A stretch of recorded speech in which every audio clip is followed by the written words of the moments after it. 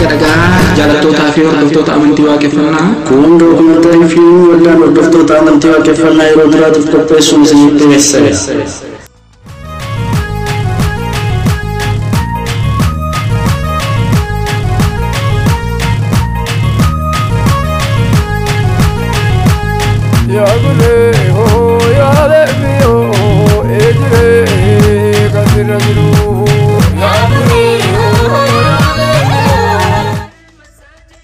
Beekun dura barachuuf dursa akkuma jedhamu waldaan hordoftoota amantii waaqeffannaa walhubannaa fi garaagarummaan akka hin dhufneef yeroo adda addaa galmoota jiran irratti irraa barnootaa fi adeemsa amantiitiin ture maal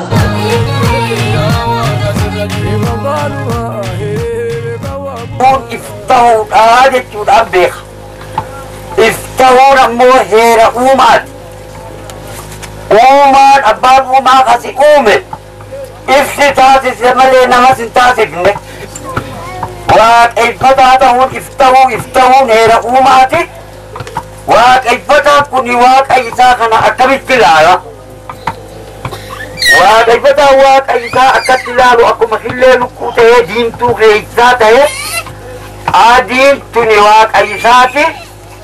Diimtuu sani waaqeffataadha jechuudha. Karaa kan biyyoon fuula deebi'ee waaqa kiyyaan wal qunnamnaa jedheeti laala. Karaan fuula deebi'ee waaqa kiyya jira jedheeti amanaa jechuudha waaqeffataatti. Gamana garagalee mormusaa micciiree gamana garagalee achi garagali jechuudhaan karaa tokko garagaluu jechuudha. Amantaa jechuun maal jechuudha? Amantii jechuun akka nama tokko itti homaa jechuu miti. Akka sabaatti garuu saba tokko kan fuula gar tokko deebisu jechuudha. Nuti amma fakkeenyaaf Oromoo Musliima taane asii biyya sana keessa jennee wanni karaa makkaa fuula deebinuu fi amantaatu garas nu deebise jechuudha malee dhaloota keenya oduu asii qabnu, oduu abbummaa asii waliin qabnu, oduu laftaan waliin dhabnee jiraannu amantaa jechuudha. Amantaa garaagarummaan amantaadha. Haga kana jechuudha. Wanni amantaa jedhamu kun jaalala nama keessatti uuma. Wal jala nama yaasa. Tokkummaa uuma. Jaalala uuma. Kun immoo waaqni si wanni jaatu keessa tokko waan ta'eef amantaa jechuun kana.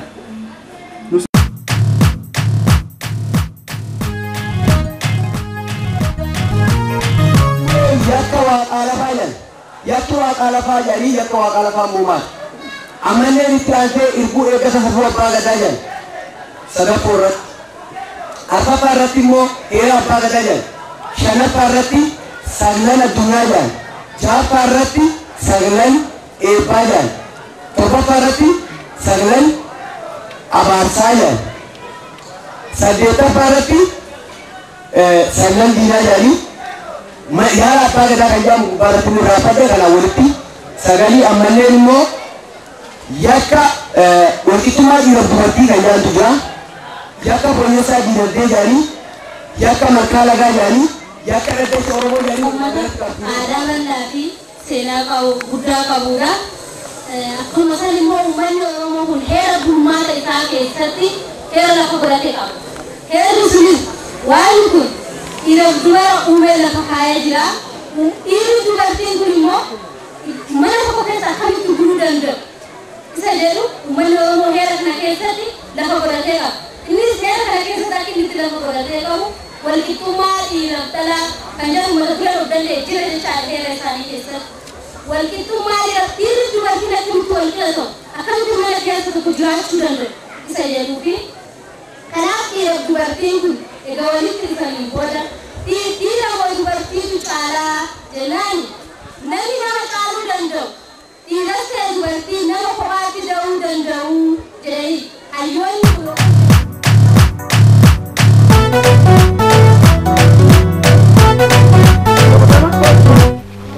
Ammoo waan yoo ati dhoksite biyya galaafatu waan badaa biyyatti dhufu sagantaa hammaata dhaloota afaan godhu tokko akkasumatti dhoksii qabu jechuun bakka sanatti dubbiin hambummaadhaan jiru sagantaa dhaloota kana addaan diigee afaan godhu yoo ta'e bakka dubbataa jiru kun dhoksan qabu yoo dhoksite maaltu ta'a biyya badaa miidhee dhaloonni kun afaan ta'e jechuun nageenya dhabame fayyaan dhabame diinagdeen dhabame wal bira bobba'anii nagaan oolanii galuun dhabame jechuudha.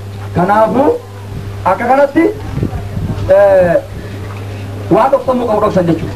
Eegaa amma fakkeenyuma kanaan deemna wanni waa hedduu jira waa hedduu jira kan namaa gaafa walitti raawwatamu qaba kuni akka itti raawwatamu qaba Oromoon illee akkuma uummata addunyaa kana amantii mataa isaa ta'e qabaa jechuudha. Addunyaa kanarratti biyyoolee waan sadi qaban keessaa uummanni Oromoo tokko jechuudha. Biyyoolee muraasa keessaa uummanni Oromoo uummata waan sadi guuttatee qabu jechaadha. Bulchiisa mataa isaa gadaa. Godina Shawaa magaalaa Walancitiitti galma amantii waaqeffannaa wasatitti sirna gadaa Oromoo fi amantii waaqeffannaa waltaasisuu irratti muddee 18 hanga 3 bara 2005 gaggeeffame irratti abbootii gadaa godinaalee Oromiyaa mararraa dhufan maal irratti walii galan laata? walii isaanii irraa hoo maal baraa turan? Marrattis qorichi maaliin godhafame? Duuka bu'aa. Mormiinis ture, mariinis ture, yaada walii argachuudhaaf xiqqoo wal'aansoo ture jechuudha. Loqotaallee wal hubachuun dadhabamte hanga bittinnoofne osoo akkasumas bittinnoon tifufne afaanum Oromoo kun caccabee afaan biraan ol kaata'uudhaaf karaa ture jechuudha. Afaanis walii galanii qabxiin ijoo walii galan sun maalidha? Gadaan Oromoodha kun Oromoo jenna. Gadaa Oromoo jedhamee Oromoo gaggeeffamaa kan jiru hin jiru. Yaa gadaa Booranaa, yaa gadaa Gujii, gadaa Tuulamaa, gadaa Maccaa, gadaa Karrayyuu, gadaa Ituu, gadaa Afran Qalloo, gadaa Arsii jedhanii akkasitti gadaan huurraa caccabee bakka bakkatti Oromoo kan jedhu suni garam jira abbaan isaan dhale sun. Fi wanni isaan gaggeessaa jiran kun haguma addaan bittinnaan kana waan bittinnaawaa tokko ta'a. Namatti baay'ata jechuudha. Kanaaf waraabessi kan goda qabu lafee funaannataa jedha. Nuti goda qabaachuu qabna abbaa tokkorraa dhalannee kan dur ture san bara Minilikiin dura ture san gadaa Oromoodha. Akkasitti walitti qabne mana ijaaranii yoo bantii tokkichatti walitti hin qabin bu'aa hin qabu. Kanaaf akka bulchiinsa pirezidaantii mootummoonni adda addaa qaban tokko gadaan Oromoodhaa kun abbaa gadaa tokko akka jaarsa Oromoo tokkotti hagarumaan kenna. Warra tokkoon tokkummatti wal amanu waan ta'eef Oromoon tokkummatti namni tokko Oromoo ta'ee yoo dubbate naatu dubbati ni jee Oromoo waan lafaan kaafneef tokkicha irratti waan guutamuuf tokko ummata Oromoo agarsiisuu bokkuun tokko eebbiti abbaan bokkuu tokko abbaa bokkuu Oromoo ta'ee nu eebbisee irratti abbootii gadaa godinaalee Oromiyaa mararraa dhufan maal irratti walii galan laata? walii isaanii irraa hoo maal baraa turan? Marrattis qorichi maaliin godhafame? Duuka bu'aa. Maqaan kiyya bokkuu gannaaleeti abbaa odaa jedhama. Gadaa godina Booranaa irraan dhufe aana guddaa ganda camee kuraa jedhama. An dhaloota kiyya Gujii yotu immoo haala gabaabaa kora har'a qabu barumsa abbaa gadaa Harargee irraa argadhe torbaan gara bulii 10 as buleera irraa argadhe wal qabsiisee yaada gabaabaa isanii isuun barbaada. Laftani dhufe Wallagga Bahaati maqaan koo Doorsimaa uummataa kan jedhamu dhageenyeeruma. Dhufti keenya kun akka nama warri kaan keenyata galleedhanii akkas fakkaatanatti. Ammasuma Oromoo baadiyyaa hojii walagarree yaada keenya walii ilaallee tokko taanee dubbachuun mirga argannee mirga keenyaan dubbachuun gaarii. Oromoon kan nu barbaannu siyaasa miti. Kan nu barbaannu amantaa keenya barbaanna. Kan nu barbaannu aadaa keenya barbaanna. Walii wal ta'uu barbaanna. Amantiin kun sadarkaa kana ga'ee Oromoota kallattii adda addaatirraa Wallaggarraa Booranarraa Gujiirraa Harargeerraa har'a asitti walitti fidee waliin teenye waan keenya irratti waa'ee amantii kanaati irratti mari'annee akka tokko taanu nu taasisee jechuudha. Hundeeffama Mariin paanaalii sadaasa bara 2006 godina Wallagga Bahaa magaalaa Naqamteetti waldaa hordoftoota amantii waaqeffannaan yeroo duraaf qophaa'e irratti hidhata aadaa Oromoo fi amantii waaqeffannaa jidduu jiru irratti hayyooti seenaa fi aadaa dhaabbilee barnoota olaanoo irraa dhufaniin akkasumas abbootii gadaa fi miseensota amantichaa gidduutti taasifame. akkamiin geggeeffamaa ture?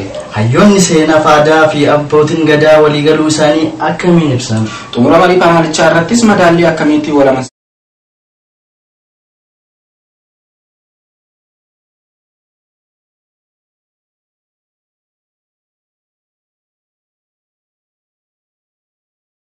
eenyummaan uummata Oromoo. Kanaafiyyuu eenyummaa baay'ee qaba uummanni Oromoo. Kanaafiyyuu eenyummaa yookaan immoo aayidentiitii baay'ee jiran kana keessaa aadaan isa tokko bakka bu'aa.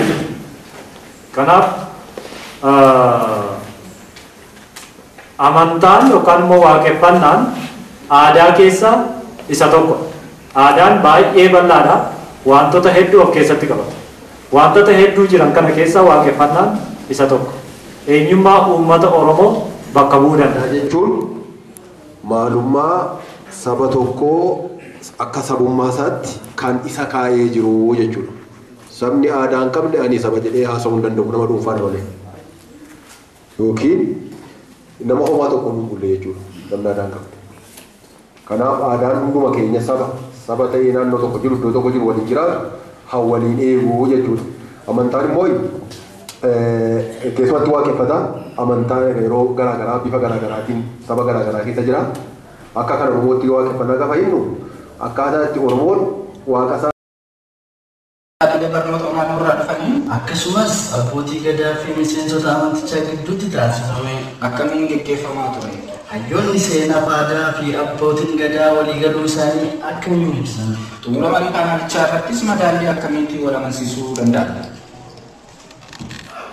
Mereka kan bikin lah, kalau dia nak kata kata, kaman, dua mana asyik cara tunggu cara, Sangifu, amanurah, nanti catu, warabesi abju, senior warabesi isari, oka warabesi isari abju sana ni muka dulu Korea, oka muka jauh yang buat tiga gerakan, mereka dah itu dengan Sali hiri rumah sani dan makmur tua.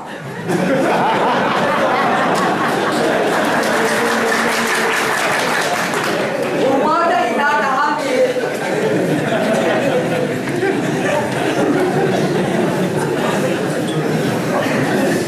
Sali keluar lagi betul.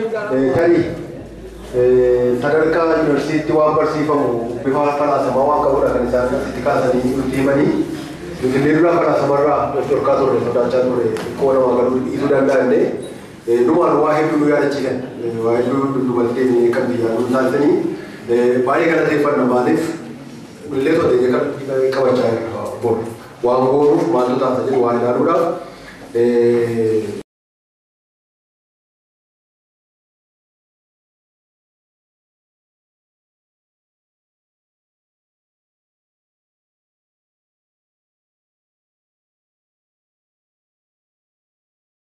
Stella, Obaya, Yara, Adora Viva,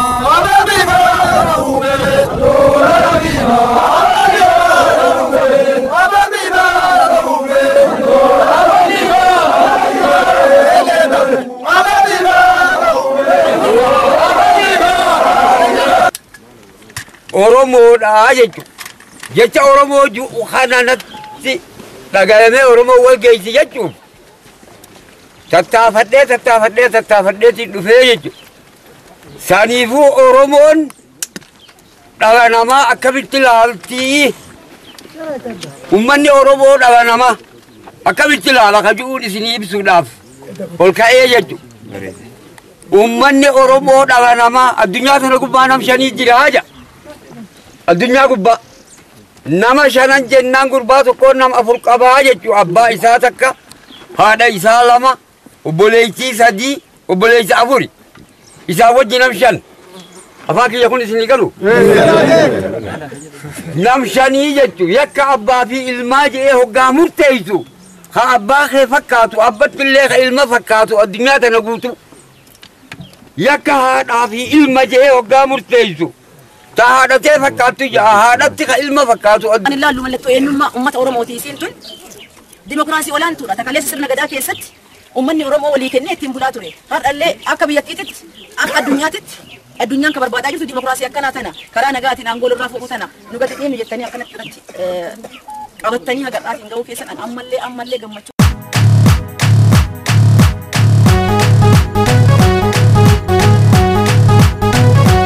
Nagaya wa Nageenyige galgalaaf ganama nageeyyawa. Waa'ee qabiyyuu sigadalaa nu dhaga'i. Oromoo misaa nu tolchi. Oromoo mirgaa nu tolchi. Waliin nu galchi. Waliin nu bulchi. Jecha keenya nu guutu. Waan jedhe nu dhaga'i. Waan dhageette nu waan nu eegi. Nu eebbisi. Oromoo tokko tolchi. Afaan tokko nu dubbisi. Harka wal nu qabsiisi. Nu gargaari. Duraatuma nu dhaabat. Nutis nu waas. Harri nageera. Nageenyi biyya mirga bu'uuratu. Nageenyi kan ka'e guutumaatu juma. Nageenyi kan ka'e moora uumoo ba'u. Nageenyi kan ka'e dirba bu'uuratu. Nageeyyawa. Nageenyi kan dirba bu'uuratu. Nageeyyawa. Nageenyi kan dirba bu'uuratu. Nageeyyawa.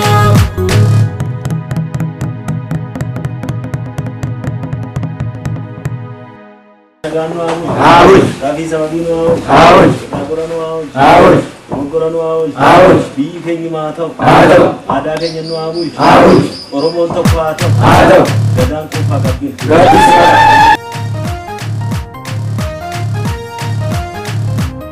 Yawa naganode ole ole sibu naganode alemiyo sibu naganode yawa choli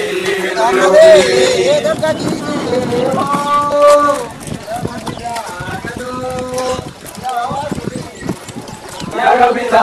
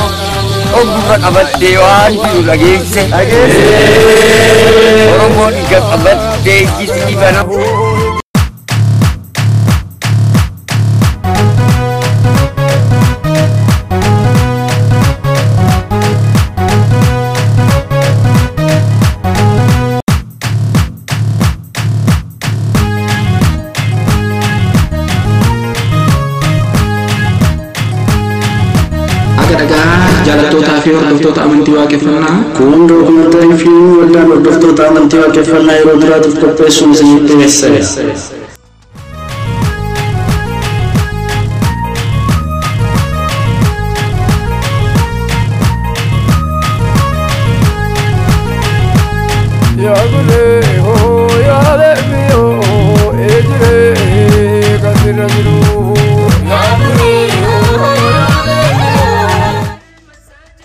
Beekumtura bara dursaa akkuma jedhamu waldaan hordoftoota amantii waaqeffannaa walhubannaa fi garaagarummaan akka hin dhufneef yeroo adda addaa galmoota jiran irratti irraa barnootaa fi adeemsa amantiitiin ture maal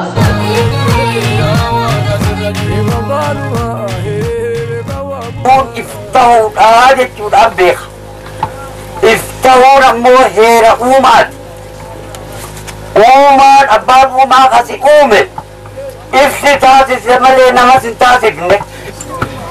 Waaqeffataa ta'uun iftahuun heera uumaati. Waaqeffataan kuni waaqa isaa kana akkamitti ilaala? Waaqeffataan waaqa isaa akkatti ilaalu akkuma hillee lukkuu ta'ee diimtuu keessaa ta'e adiin tuni waaqa isaati. Diimtuu sani waaqeffataadha jechuudha. Karaa kan yoo fuula deebi'ee waaqa kiyyaa wal qunnamnaa jedheeti laala.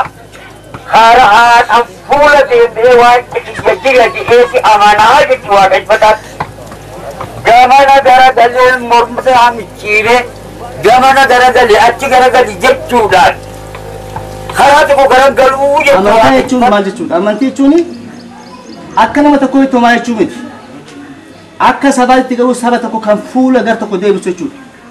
Nuti amma fakkeenyaaf Oromoo Musliima taane asii biyya keessa jennee wanni karaa makkaa fuula deebinuu fi amantaatu garas nu deebise jechuudha malee dhaloota keenya osoo asii qabnu iddoo abbummaa asii waliin qabnu iddoo laftaan waliin dhabnee jiraannu amantaa jechuudha. Amantaa garaagarummaan amantaadha. Haga kana jechuudha. Wanni amantaa jedhamu kun jaalala nama keessatti uuma. Wal jala nama yaasa. Tokkummaa uuma. Jaalala uuma. Kun immoo waaqni si wanni jaatu fi tokko waan ta'eef amantaa jechuun kana.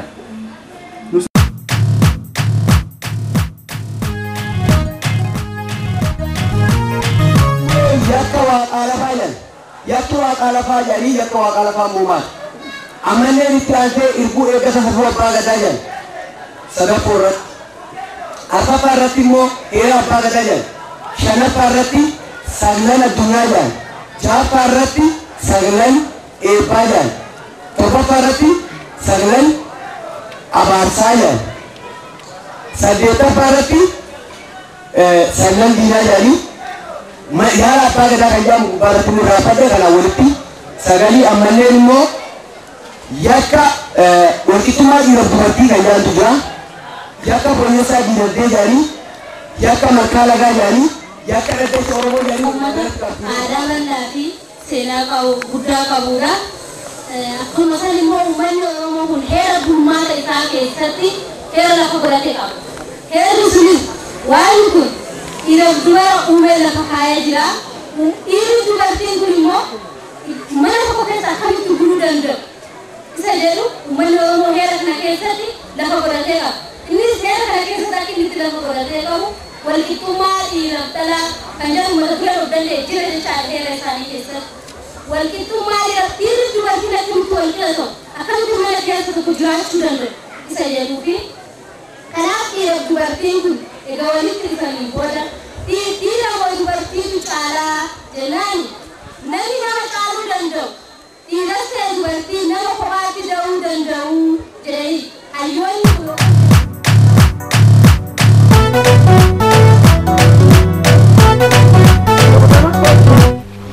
ammoo waan yoo ati dhoksite biyya galaafatu waan badaa biyyatti sagantaa hammaata dhaloota afaan godhu tokko akkasumatti dhoksii qabu jechuun bakka sanatti dubbiin hambummaadhaan jiru sagantaa dhaloota kana addaan diigee afaan godhu yoo ta'e bakka dubbataa jiru kun dhoksan qabu yoo dhoksite maal tuta biyya badaa miidhee dhaloonni kun afaan ta'e jechuun nageenya dhabame fayyaan dhabame diinagdeen dhabame wal bira bobba'anii nagaan oolanii galuun dhabame jechuudha. Kanaafuu akka kanatti waan dhoksamuu qabu dhoksan jechuudha. Eegaa amma fakkeenyuma kanaan deemna wanni waa hedduu jira. Waa hedduu jira kan namaa kan walitti raawwatamu qaba. Kuni akka itti raawwatamu qaba. Oromoon illee akkuma uummata addunyaa kana amantii mataasaa ta'e qabaa jechuudha.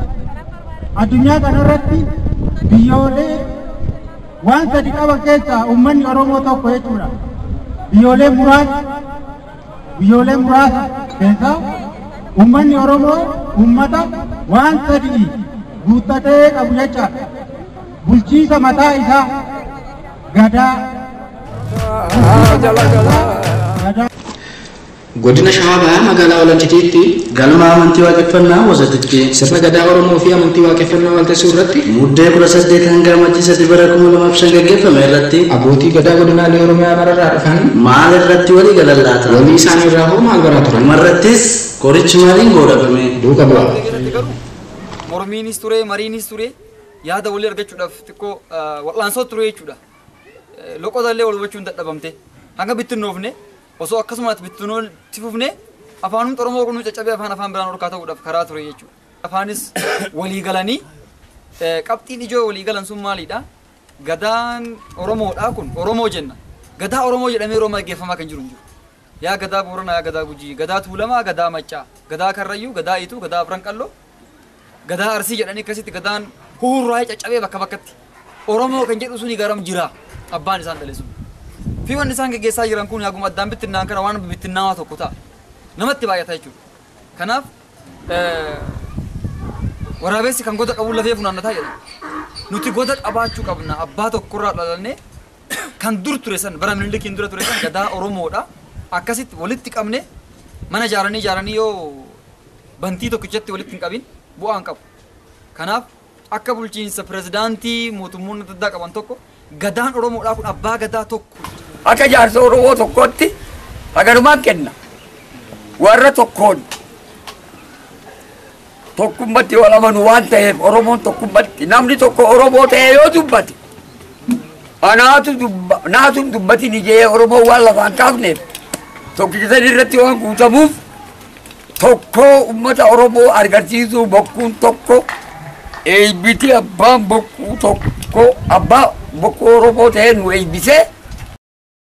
Abbootii gadaa godinaalee Oromiyaa mararraa dhufan maal irratti walii galan laata? Walii isaanii irraa hoo maal baraa turan? Marrattis qorichi maaliin godhafame? Duuka bu'aa. Maqaan kiyya bokkuu gannaaleeti abbaa odaa jedhama. Gadaa godina Booranaa irraan dhufe aana uddaa'uudhaa ganda camee kuraa jedhama. Kan dhaloota kiyya Gujii yoo immoo haala gabaabaa kora har'a qabu barumsa abbaa gadaa Harargee irraa argadhe torbaan gara bulii 10 as buleera irraa argadhe wal qabsiisee yaada gabaabaa isanii isuun barbaada. Laftani dhufee Wallagga Bahaati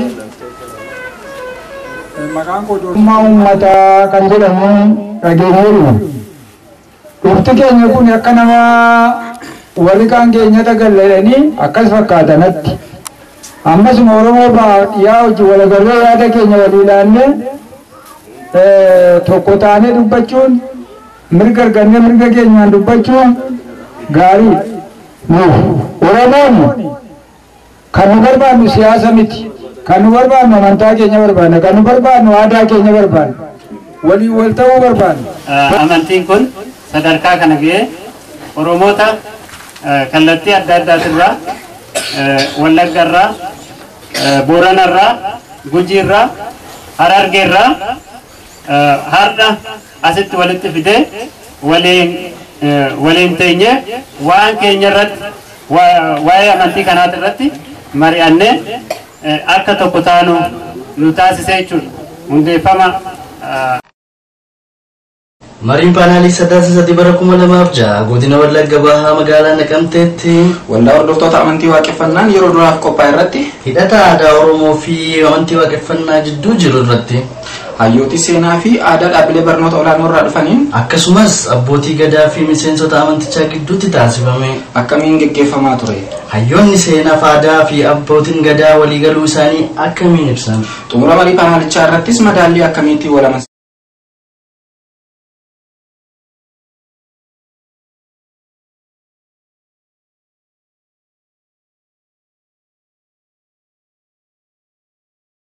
eenyummaan uummata Oromoo kanaafiyyuu eenyummaa baay'ee qaba uummanni Oromoo. Kanaafiyyuu eenyummaa yookaan immoo aayidentiitii baay'ee jiran kana keessaa aadaan isa tokko bakka bu'aa. Kanaaf amantaan yookaan immoo waaqeffannaan aadaa keessaa isa tokko. Aadaan baay'ee bal'aadha. Wantoota hedduu of keessatti qabata. Wantoota hedduu jiran kana keessaa waaqeffannaan isa tokko. Eenyummaa uummata Oromoo bakka bu'uu danda'a jechuun maalummaa saba tokkoo akka sabummaa isaatti kan isa kaayee jiru jechuudha. Sabni aadaa hin qabne ani saba jedhee haasa'uu hin danda'u nama dhuunfaa malee. Yookiin nama homaa tokko hin bulle jechuudha. Namni aadaa hin qabne. Kanaaf aadaan hunduma keenya saba ta'ee naannoo tokko jiru iddoo tokko jiru waliin jiraatu hawwaliin eeguu jechuudha. Amantaan immoo keessumatti waaqeffataa amantaa yeroo garaagaraa bifa garaagaraatiin saba garaagaraa keessa jira. Akka kana Oromootti yoo waaqeffannaa gaafa hinnu akkaataa itti Oromoon waaqa isaa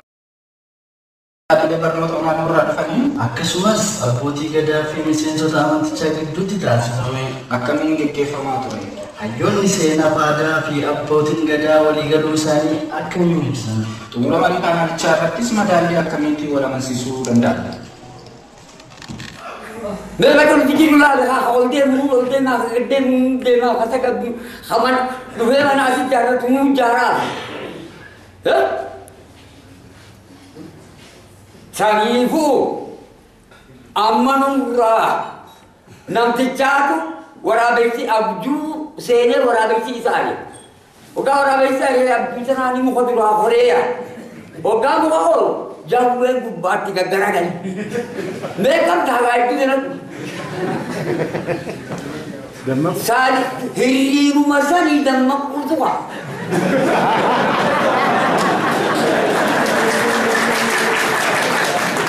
Rumah dah ina dah habis.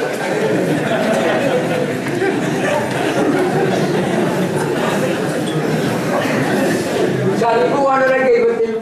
Kali sadarkaa yuunivarsiitii waan barsiifamu bifa falaasamaa waan qabudha kan isaan itti kaasanii nutti himanii nuti leerraa falaasamarraa dhorkaa turre sodaachaa turre xiqqoo namaa galuu dhiisuu danda'anne dhumaan waa hedduu nu yaadachiisan waa hedduu dubaltee kan biyyaa nu taasisanii baay'ee galateeffanna maaliif illee tolee qabachaa bor waan goonuuf maaltu taasa jedhu waa ilaaluudhaaf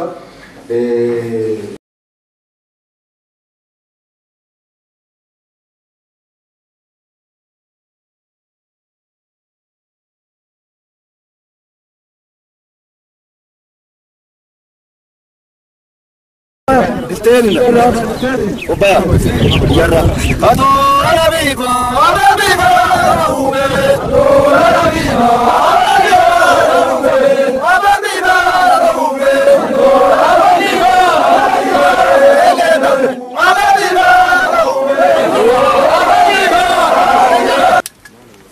Oromo dah jecha Oromo ju khananatti dagayame Oromo wal geisi jechuun tattaafadhee dhufee jechuudha.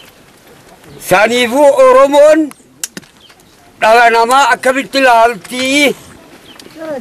Uummanni Oromoo dhala namaa akkamitti ilaala ka jiruun isinii ibsuudhaaf ol ka'ee jechuudha. Uummanni Oromoo dhala namaa addunyaa kana gubbaa nam shanii jira haja. Addunyaa gubbaa nama shanan jennaan gurbaa tokkoon nama afur qabaa jechuudha. Abbaa isaa takka, haadha isaa lama, obboleettii sadii, obboleettii afuri. Isaa wajji nam shan. Afaan kiyya kun isinii galu? Nam shanii jechuudha. Yakka abbaa fi ilmaa jedhee hoggaa murteessu. Ha abbaa kee fakkaatu, abbatti illee ka ilma fakkaatu addunyaa tana guutu. Yakka haadhaa fi ilma jedhee hoggaa murteessu. Ta haadhatee fakkaatu haadhatti ka ilma fakkaatu. Ani ilaallu mallattoo eenyummaa uummata Oromooti isiin tun dimokiraasii olaantuudha. Takaleessa sirna gadaa keessatti uummanni Oromoo walii kennee ittiin bulaa ture. Har'allee akka biyyattiitti akka addunyaatitti addunyaan kan barbaadaa jirtu dimokiraasii akkanaa tana karaa nagaatiin aangoo irraa fuudhu tana nu gadi dhiyeenya jettanii akkanatti irratti qabattanii hagadhaatiin gahuu keessan ammallee gammachuu.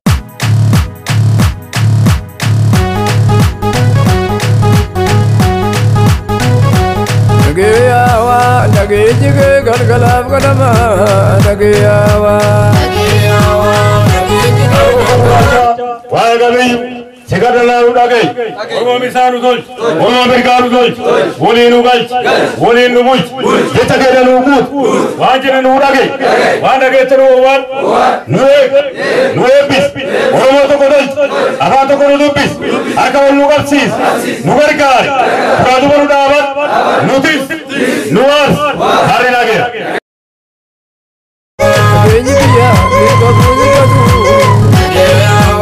Kenya matu juma Genyi kanke mora umo Genyi kanke dirba kuni ratu ho Nage awa Genyi kanke dirba kuni ratu ho Nage awa Genyi kanke dirba kuni ratu ho Nage awa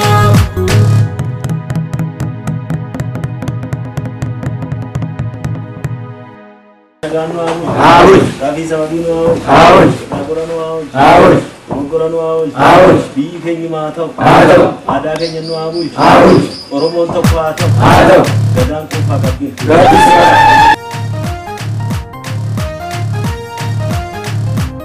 Yawa nagalode ole ole Sifu nagalode alemiyo Sifu nagalode Yawa soli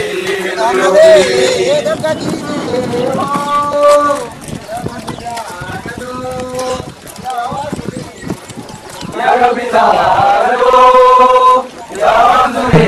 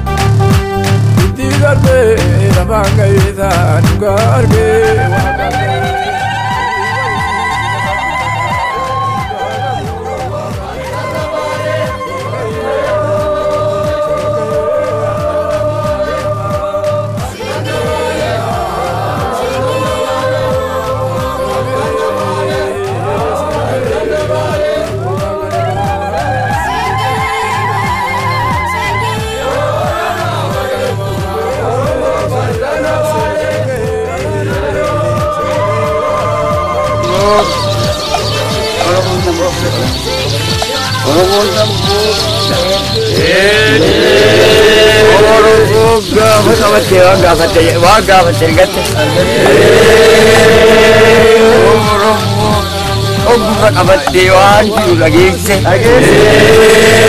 Orang ni kat abad deki sini mana?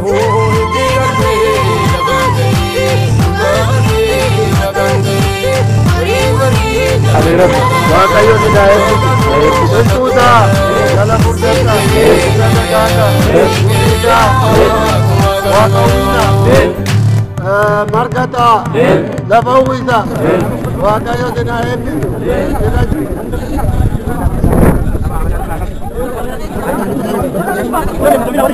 Bangga fajar ke? Oromoon ija qabate iji isaa banamu. Oromoon gurra qabate gurri isaa dhagahu. Oromoon dilluu qabate dilluu isaa lafaa gahu. Oromoon luka qabate lukti isaa lafaa gahu. Oromoon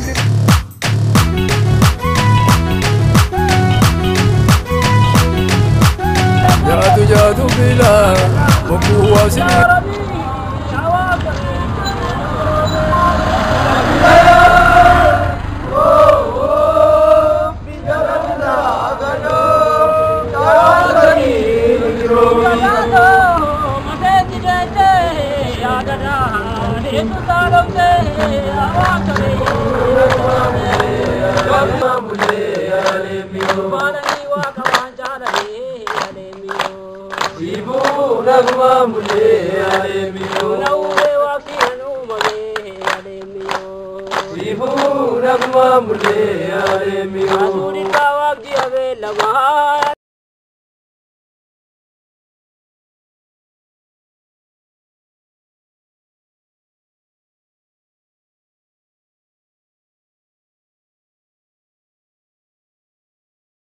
تبلا اللي قلبي وفي بلا أنا في تبلا اللي قلبي أنا في تبلا اللي قلبي وفي بلا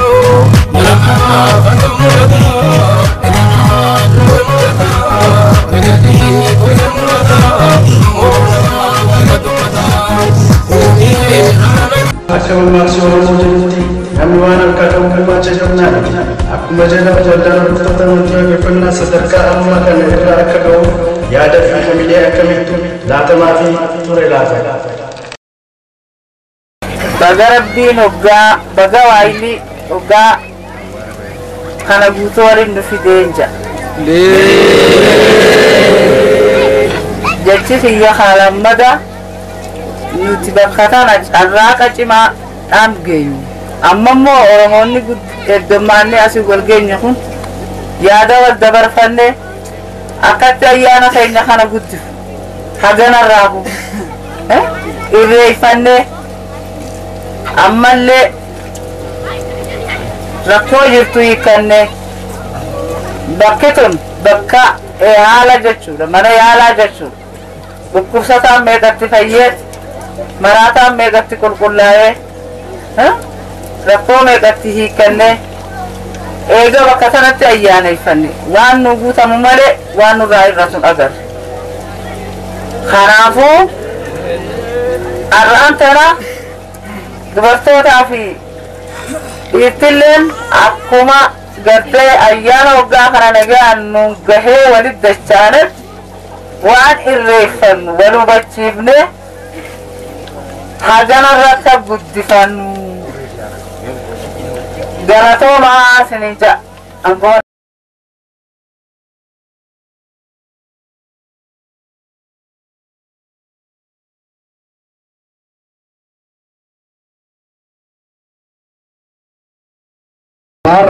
Kibba kabarraa jechuudha. Kabaratanii barumsa kana argatanii hordofanii abboota keenya akaakoo keenya abuuboo keenya ka darbanirra haala kana buuqamanii kanuu gadi fidani. Nuu gadi fidanii uummata Oromoo adoosaa addaan ciccitanii amantaan gargar isaan saamee biyya biraatti isaan hin miidhin ijaaraa turre. Amantaa musliimaa ta'e kabbaa fide haa ta'u. Sangaa keenya amma ture kajaare. Sangaan keenya galma keenya ijaaruu ni qaba. Sangaan keenya galma keenya guddisuu qaba. Namni Oromoon goonuu qabna. Galatooma galatooma galatooma galatooma yeroo itti Oromoon of beekee wal agarree bakka tokko teenyee waaqa keenya wajjin waaqeffanne nuun kun wal agarree edaadhuma jirraa kaleessa hin babbannee bannee faffacaanee bakka dhabnee akka dhabne maatiin keenyas nu hubachuu didanii uummanni keenyas nu hubachuu didanii akkuma warra nu balleessu kalees nu barbadeessanii dachuma teenya irratti dhagaan ijaarratanii mastaawotiin ijaarratanii nu deemanii keenyan immoo mana jaalattii takka kireeffatanii akkas tatta'an jechaa warra tureessan keenya fuulduraan nu walaafi warra sanii wajjin ta'anii callisanii kiraarraa gorree seera Oromoon ittiin bulu wallaallee haqaan dhabutti dhabaa kan jirruuf bara ta'eefu waaqa hundi nu dubbateefu namni hundi sirroofne malkaatti tulluutti seera Oromootitti bulla jedhee hisbiin ta'an kun hundi walitti wal seera keenya barbaanne malee wanta tokko wanni hojiin keenya kun hojjetti malee yookaan seera mootummaa yookaan seera biraatu kun qabu nun jaalala kaleechatiif amantii kaleechatiif abbaan ilma jaalatee intalti haadha jaalattee obboleessa obboleessa jaalatu san rabbi nuu adeemsu jennee carraa lafeetiin lafaan tokkodha. Akkuma iddaan lafeen tokko taane kan dhiibbaan humnaan waan nu jalaa faca'e kan deebisnee walitti qabachuuf Waaqayyo afaan keenyaaf laphee keenya tokko haa godhu jedha. Dhimmi kun dhimma hunda keenyaa waan ta'eef dhimma jaarsaa, ilma jaartii, ilma dardaraa, ilma dhiiraa, ilma dhalaa waan hin taaneef amma dhimma kanarratti hundi keenyu kan nurraa eegamu kafaluuf gochuuf walii keenyaaf ofii keenyaaf waadaa galuu qabna. Kana kanan jedhu ergaa namaa otoo hin tahin ergaa waaqa Oromoo, ergaa uumama keenyaa, ergaa ofii keenya geessisuuf hundi keenya waliin bu'aa fayyaa dhowwannu.